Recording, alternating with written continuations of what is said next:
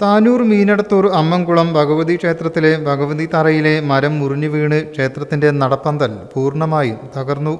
കഴിഞ്ഞ ദിവസം രാത്രിയാണ് മരം മുറിഞ്ഞു വീണത്.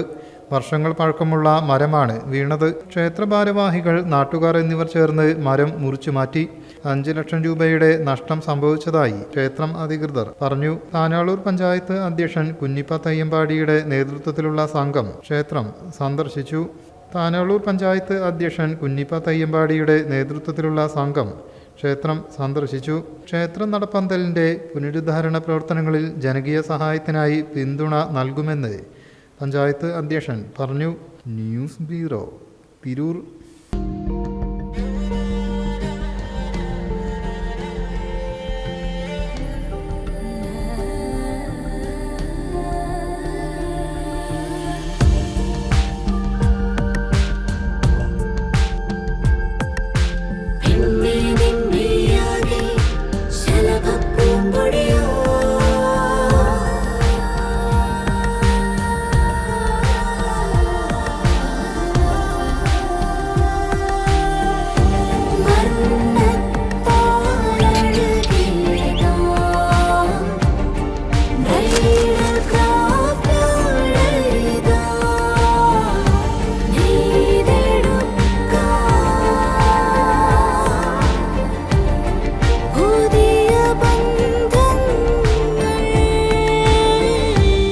നെയ്തെടുക്കാം പുതിയ ബന്ധങ്ങൾ.